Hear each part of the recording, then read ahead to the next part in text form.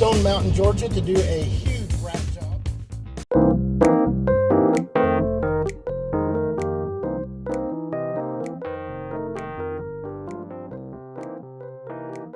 Rodents had truly overrun this place. There were dead rats everywhere. They had chewed up toilet paper. It's not surprising though, because they live near a lake.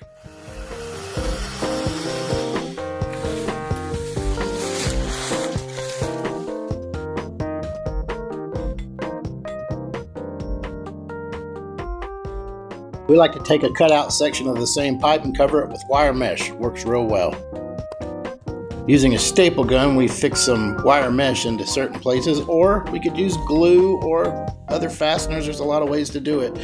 But mostly it's just copper mesh stuffed into gaps and wire mesh covering holes. This one goes over the crawl space door so that when you shut it, that wire mesh seals off the gap. Now once we've attended to every single gap in the structure, and then believe me, it takes a couple hours to stuff all these holes like this. Just make sure it's tight stuffed in there so that they can't access. Then we plant our bait stations everywhere you see these red dots. There's a couple spots where there was junk piled up. Well, we're not going to take it away to begin with. We're going to use it. Put bait stations under there where they like to be. Once the rodent bait stations are planted, it's a matter of time. Let nature take its course. On this particular job, the man didn't have a lot of money, so instead of buying $42 rodent baits block stations, I built my own. This one kind of looks like a cargo cult camera. Now, rodents are smart. Don't ever think they're not smart. They are. Somebody I know had an infestation one time, and it was bad, and they put out glue boards. Well, those little rascals tore up some cardboard and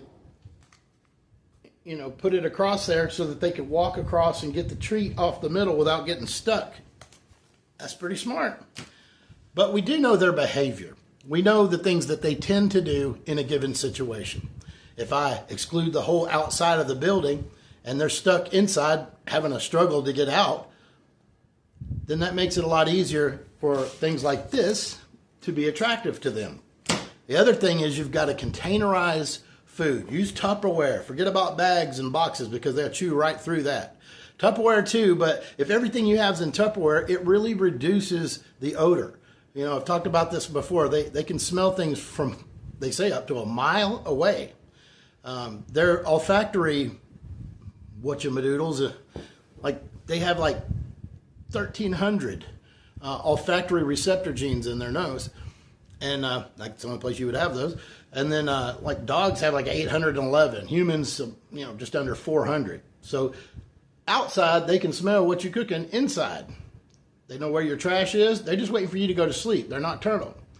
So we know those biological habits. Then we can take advantage of those if we want them out of our living space. I'm not trying to suggest that these are awful creatures in the world. They should all just be destroyed. I know people who feel that way. But, in our homes, let me put it this way. If you were little and you got into their home, what do you think they would do to you? Thank you. So it's your house. Handle your business. It's not being cruel. We try to make it to where they can't get in to begin with, to block every entry point they have, to make the outside unattractive. One way of doing that, I forgot to mention this earlier, is they do sell predator, sometimes urine, but sometimes just a spray that has something in it. I don't know. I don't look too deeply into that stuff, but something that reminds them of one of their predators. And let's say, for example, you've got a hot spot on the outside where they keep chewing and getting in. Spray some of that stuff right there.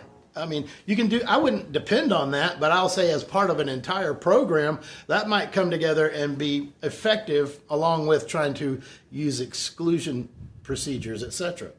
So get to it. Try some of these things. Let me know in the comments what you think about this. If I can improve, I'm sure there's just nowhere I could possibly improve on my video making. I'm sure of that. But some people just have to give advice, and I'll take it because I just lied. I stink at making videos, but I enjoy doing it, and I hope at least I'm communicating to you the things that are important to do. Exclude the building, trap them inside, then put out glue boards, snap traps, all that stuff, clear the inside, and from that day forward, every time you're outside having a little walk around, just look and see, is there somewhere that I maybe missed? Because if you didn't get every spot that they get in, that's really not, If you've made it really difficult for them, they'll just go elsewhere. That's the whole idea. So make it work.